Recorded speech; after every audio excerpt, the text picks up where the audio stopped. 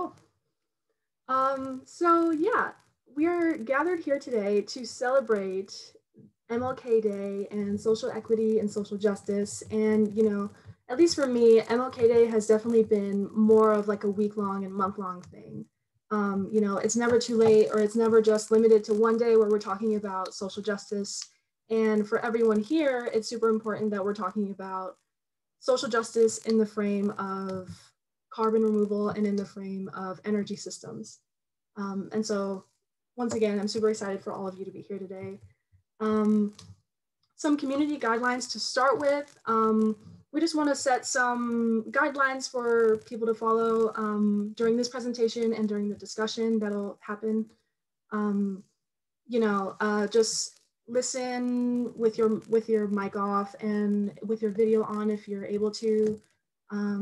Feel free to speak on your own experience and don't speak on anyone else's. And just be kind and respectful and offer good thoughts and helpful discussion to what we're going to be discussing. So that's just some of the guidelines that I wanted to talk about. The agenda for this meeting today is essentially we'll be giving a short presentation on, energy systems and carbon removal, and SSC will also be giving us their perspective on sustainability and social justice. And then after that, we'll go into a discussion. We'll have breakout rooms for the discussion, and then after those, we'll leave time at the end for a whole group discussion where I'll be hearing from the facilitators on what was discussed in their breakout rooms.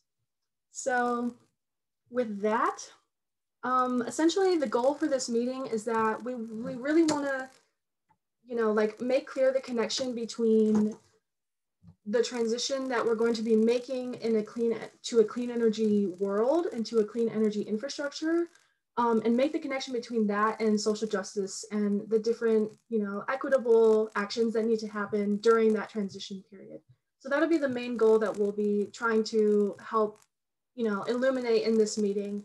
And yeah, we can get started with the presentation then. So really quick, just an overview of carbon removal. So inherently, it is a circular process. The point is to take already emitted carbon out of the atmosphere and use it for something, sequester it back into the ground, or just implement it into our daily lives through products. And so inherently, it is a circular process, but it's also something that is not inherently going to be included in the transition included in a kind of transition that is equitable for everyone. Of course, there's different energy systems that have been in place already. And so it's important for carbon removal to not be, to surpass those kinds of structures that are already put in place, and to be sort of this regenerative process that is instead enhancing social justice and social equity as it's being developed and as it's being implemented into our society. So that's essentially a huge role that people in the carbon removal industry have in making become a reality. So yeah. Thanks so much, Kiana. Hi, everyone. My name is Aaron. I'm one of the presidents for the Student Sustainability Coalition. And just very quickly, we are a group of students on campus working to promote a sustainable campus culture. And we aim to do that by being a backbone support for facilitating active communication and interaction between all student sustainability efforts on campus. Now, when we came around to providing our own definition of sustainability, which is a notoriously difficult term to define, it was very important to us to emphasize both the social and environmental aspects of sustainability. And so what we came up with is what you see on the screen here. SSC defines sustainability as a mindset and an approach towards ensuring that current and future resources and prosperity are equitable and accessible for all without the exploitation of people and the environment in the process. And the really key term here is equitable. And for the remainder of the short presentation, people are going to talk about some of the shortcomings of the existing perception of sustainability, and then transition into breakout rooms to discuss how we can go about resolving that.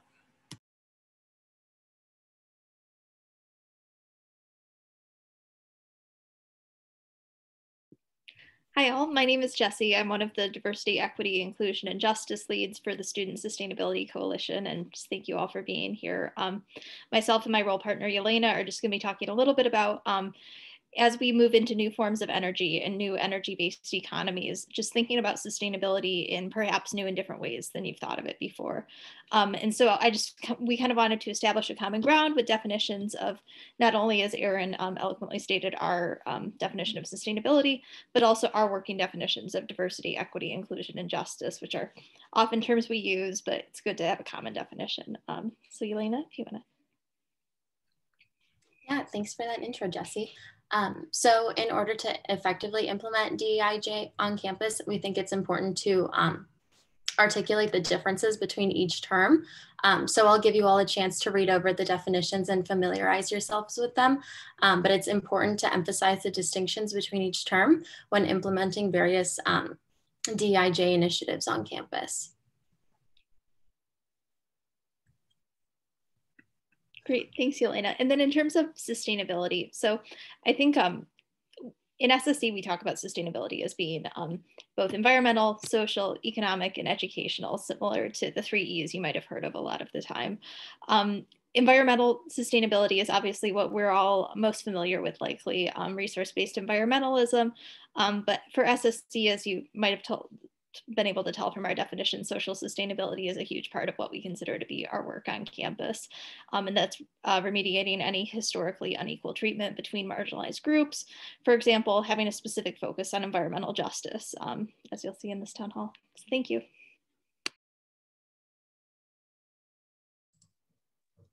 Thank you for that.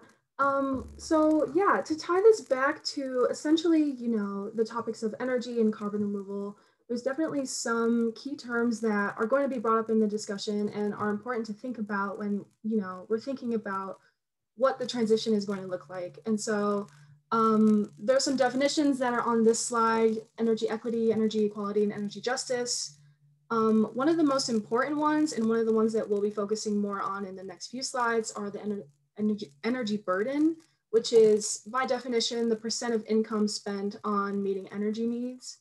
And so we'll look more in how that affects different demographics and how that's manifested in different demographics. So that's just definitely an important thing to consider.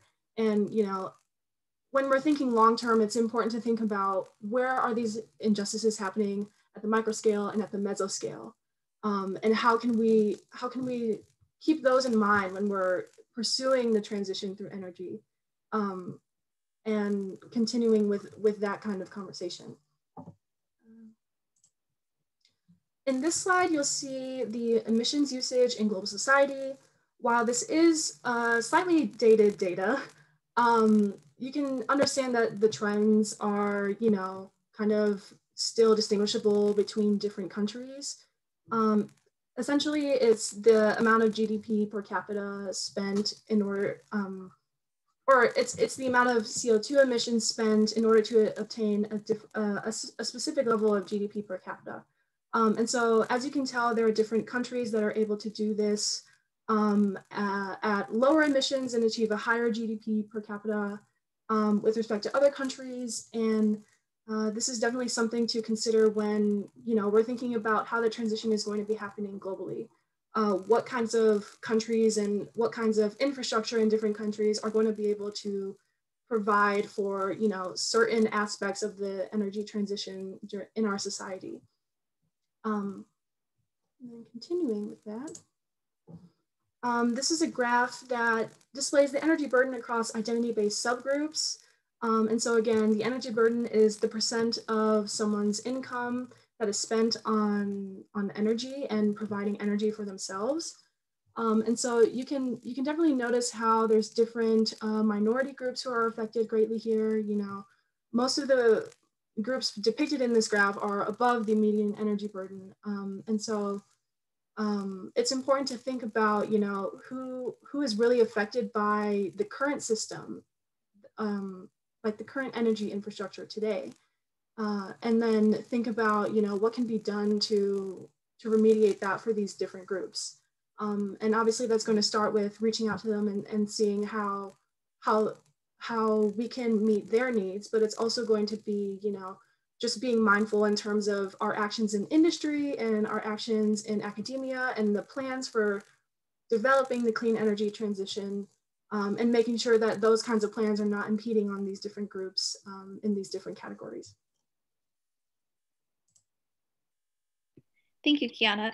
So we just kind of wanted to go back and address a little bit of some of the shortcomings of current conversations around sustainability.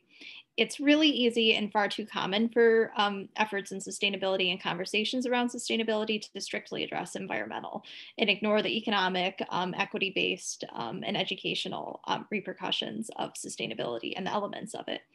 We firmly believe that all need to work together in order to achieve a sustainable culture.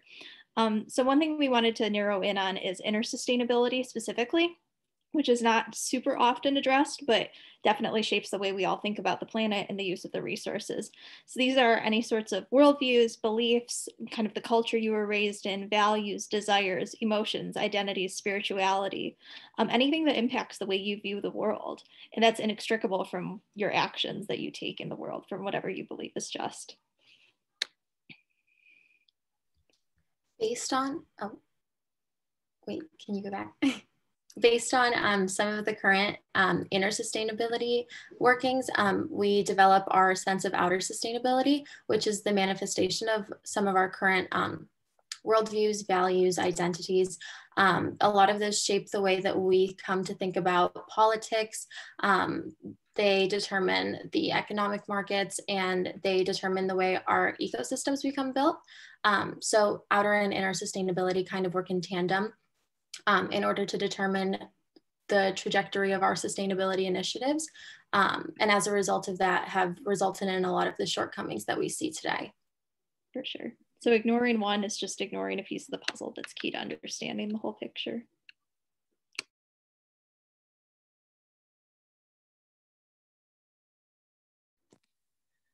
So where do we go from here? Viviana Alvarez from Unilever last year made the comment about a carbon neutrality plan that a company had and the use of offsets. And I'll never forget what she said. She said, if your company is planning on using offsets to meet your carbon neutrality plan, you need to revisit the plan. It's not regenerative. And so that led into some exploration of what is regenerative sustainability? What does that look like? And sustainability has been a moving target. What do we mean by that word? And in the past, it meant a cleaner way, a healthier way to prop up existing production systems and existing consumption systems. And we've seen a big shift in that, but it still does not go far enough to address what the SSC has presented as the 4 E's, environmental, economic, social, and educational. It doesn't go far enough. And so sustainability as a definition even needs to move. And I think the hardest part about this, from my perspective and what I do for the Global CO2 Initiative, is that we all want the map. Give us the map, give us the soundbite, give us the plan. But I don't think that's the hard part. The hard part of sustainability is that we come together as peoples and as an ecosystems to work on it together and make sure we have everybody in the room. That's going to be the hard part. That's what we're struggling with. I see progress on this, but if we do that, then we will echo what natural ecosystems do. Next slide, please. And I think be better able to move into these kinds of values and kind of principles of operation that reflect a regenerative sustainability paradigm.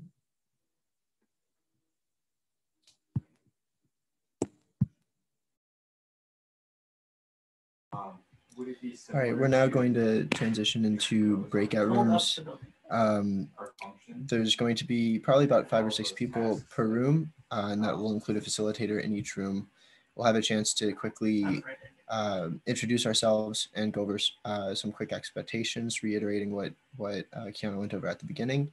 But the goal here is really to facilitate open discussion. So we do have prompts as facilitators, but we really want the conversation to go the direction that the participants in the room will take it. So we encourage you to speak up as much as you feel comfortable. And then beyond the conversations, we do hope to take these notes and form them into a comprehensive letter to U of M's Commission on Carbon Neutrality.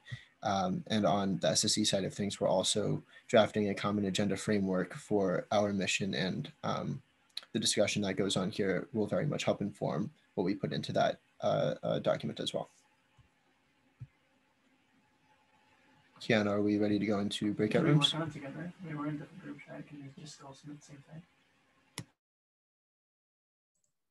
Yeah, all right. So here we have listed essentially the overarching question that we'd like to guide the discussion.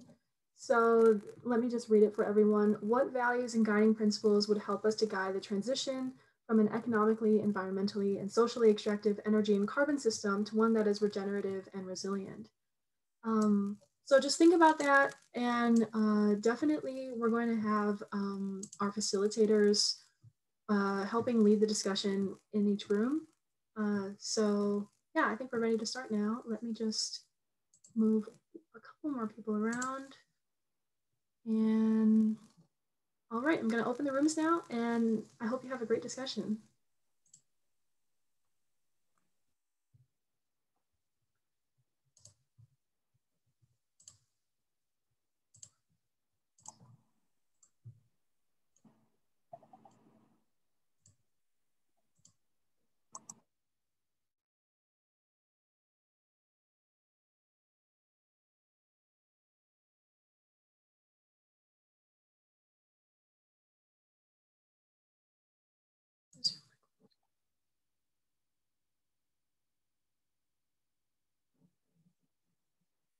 So our group was talking about all of the death and destruction and suffering that arises as a result of our current energy extraction processes. So we started by talking about mountaintop removal coal mining and moved on to talk about the horrible air quality issues that kill 1 in 8 people every single year. And there's just a lot of pain from our current system, which provides an impetus for change.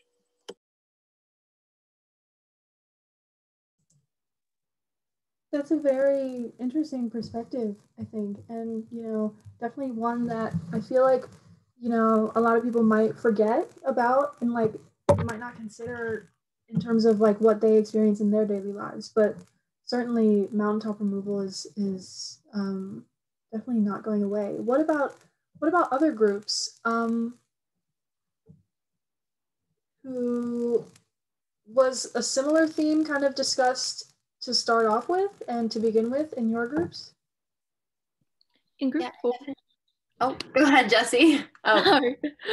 So in our group, we started off just talking about the value of respect and how it's something that's currently lacking in our economic system. Our current energy system does not respect all members of society. Disproportionate harm is placed on the backs of those who are most marginalized. And we also talked about how it's currently only humans who are benefiting specifically, and those with higher socioeconomic statuses for the most part, and those of privileged identity groups. So. Yeah, I'm sure that was a common theme among groups. We definitely touched on the distribution of harm versus benefits and how that always seems to be incredibly inequitable, and how we don't hesitate to exploit resources from communities. And then we make sure that they never reap the benefits of those resources.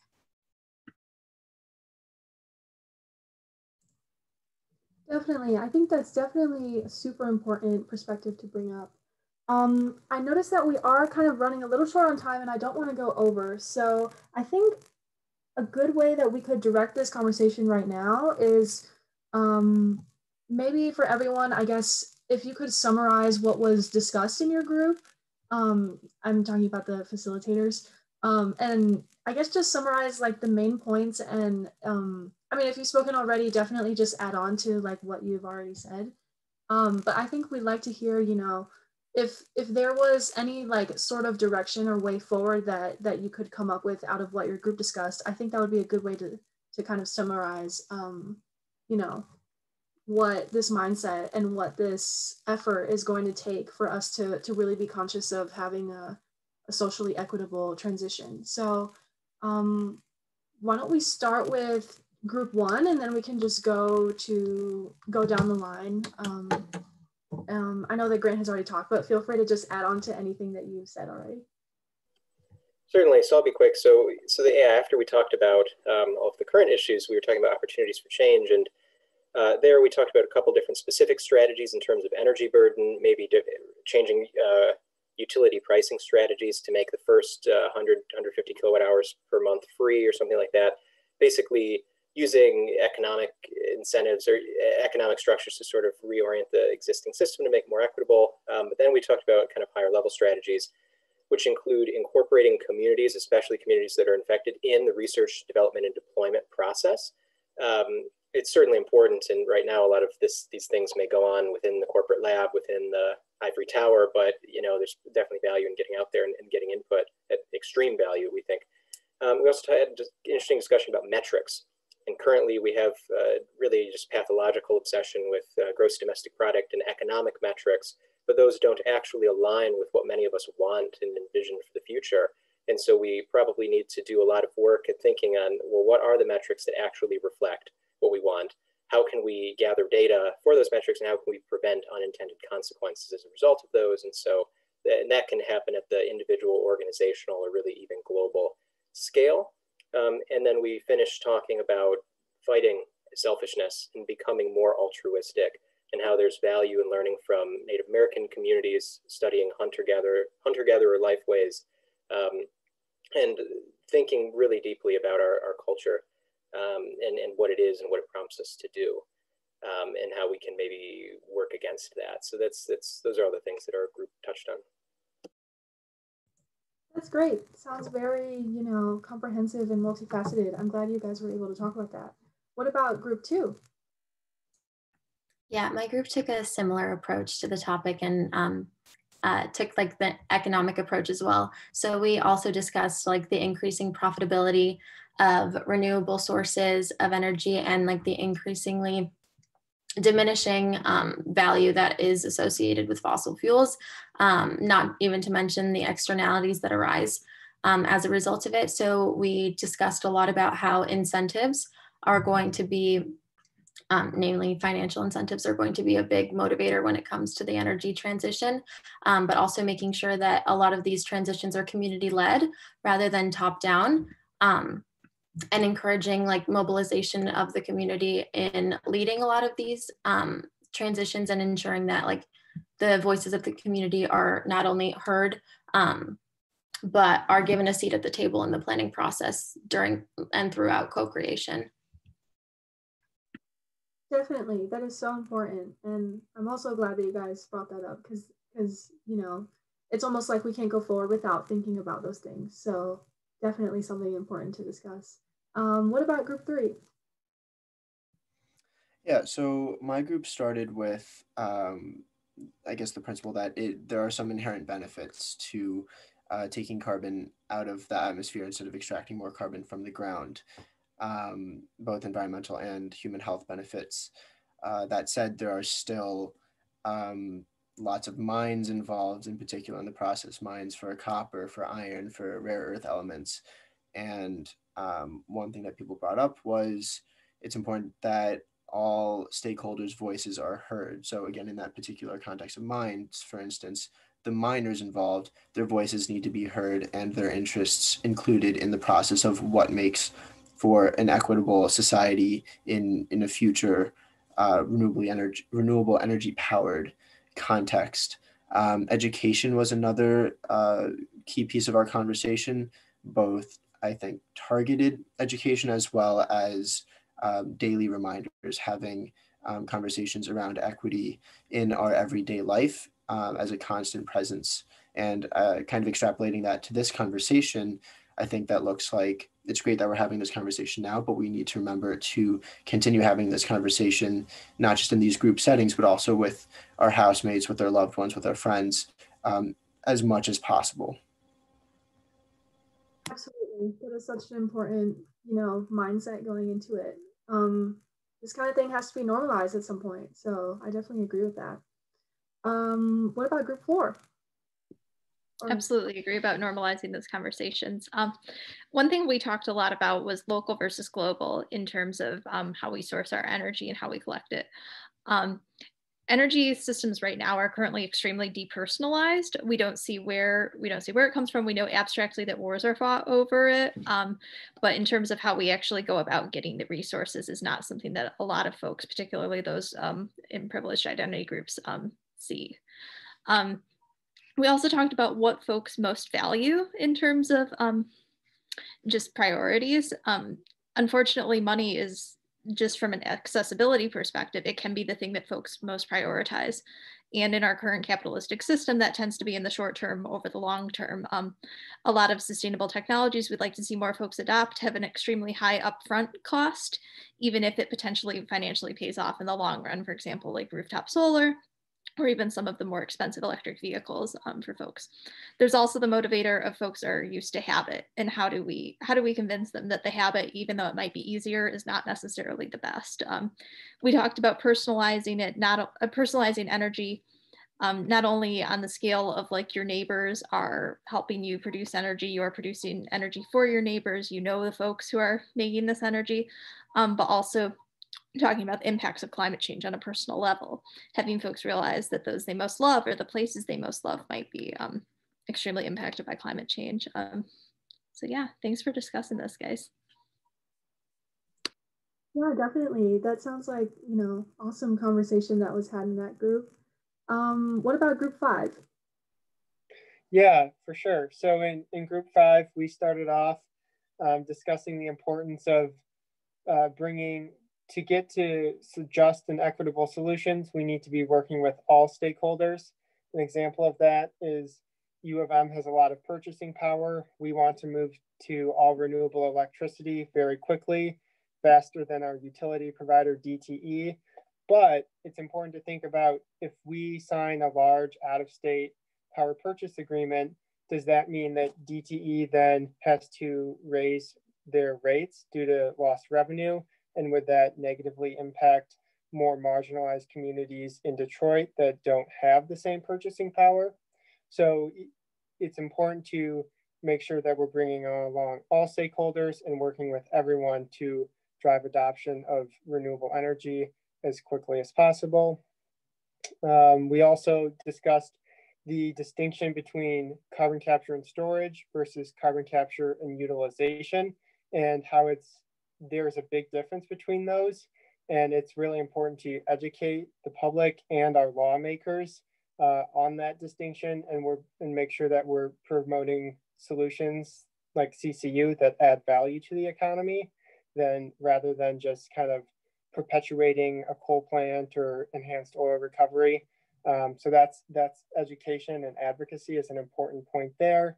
And then finally, we talked a little bit about the Biden administration, and seems like there's a lot of momentum right now, but as advocates and people who care about this, it's still really important that we're holding our elected officials accountable on this stuff and still working towards solutions. Nice, that sounds great. And I mean, like you mentioned, it's going to be so important that, we have to think about how we're going to figure out, what these systems are going to look like in different places that have different, policies and even a different landscape. So that's great that you brought that up. And what about group 6? Yeah, so we discussed a lot of the very similar things that some of the other breakout rooms have mentioned. We first started off with talking about some of the effects we've been seeing due to these disparities in energy so far. So like, for instance, with COVID, different disparities in online access has led to like different educational issues with like Wi-Fi connectivity and stuff. So just like the pronounced effects that COVID has shown in the currently flawed existing energy system that we see today. That was like kind of how we started off. And then we talked about potential solutions that we can use in order to bring more voices into energy policy. We talked about how you as a policymaker, you as a development making a policy have to spend a little bit more energy bringing communities in, because typically they've been left out. So what are some ways we can actually do that, and what ways we can ensure that the effects of the policy that's made does not negatively affect someone unintentionally. So we talked about that a little bit. And another thing that we talked about was kind of like using education as a way to bridge inner sustainability and outer sustainability. So the way that you have your values and shape them throughout your life is very much dependent on the education you received along with the environment you brought up. So how can we use education as an enabler to have you take action later? And we had a couple of people in the breakout room from various parts around the world, and they've been talking about how their country approaches or their state approaches education and how that's reflected in the current policies that they see today. So that was a very cool conversation that we related back to the University of Michigan, along with other universities, and how we can potentially be incubators for a larger change in education. And that kind of led to the discussion of personal politics and how to motivate people to take action because small habits and individuals matter in the larger scheme of things. We also, and the last thing that we did talk about was the job market. And as we're thinking about the transition from jobs that might go from coal to solar and other renewable energy, whose jobs are being lost and how can we ensure that it doesn't negatively affect certain people. So there were some great resources that a couple of people pulled on the job market, especially in the coal market. So just making sure that we can transition that equitably is important for the larger picture of transition. Yeah, those were the main points. Nice. Those are all great points for discussion. I'm so glad that you guys had such an engaging conversation. And so last but not least, I know we're a little bit over time, but last but not least, let's hear from group 7. All right, yeah, I'll try and make it quick. So we talked about how kind of the barrier of the lack of unity of different like energy systems and carbon utilization across like globally, like country by country, there's such different systems that it's really hard to make a one size fits all transition. And one group member brought up the example of COVID-19 as kind of a life or death situation, and yet all countries have a different approach to addressing it. And along that same line, climate change and social justice issues are also life or death situations. And so one of the challenges is also visibility of those issues and ability to see them as life or death issues that directly impact you and your community. We also had a little bit of a debate on how to go about this transition. So one side was that government is going to have to regulate it. There's going to have to be bans, and it's going to have to be a top-down approach. And the other side was like individuals from the ground up can make this movement, and companies as well have an influence. And we just talked about some of the implications of that. And I think that it was pretty much mainly what we talked about. I don't want to run over time too much.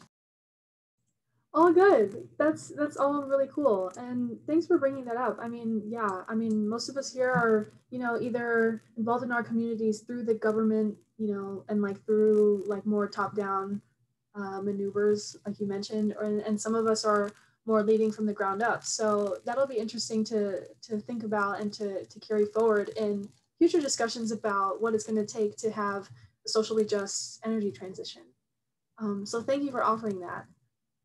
With that, we've pretty much reached the end of this event. So once again, I hope you all had a great time and were able to make the connection between social justice and energy systems. And thank you all for coming and for contributing. And yeah, we're looking forward to having you again soon. So yeah, that concludes our event. Thank you. Thank you. Thank you. Thank you. Thank you. Bye-bye. Thank you.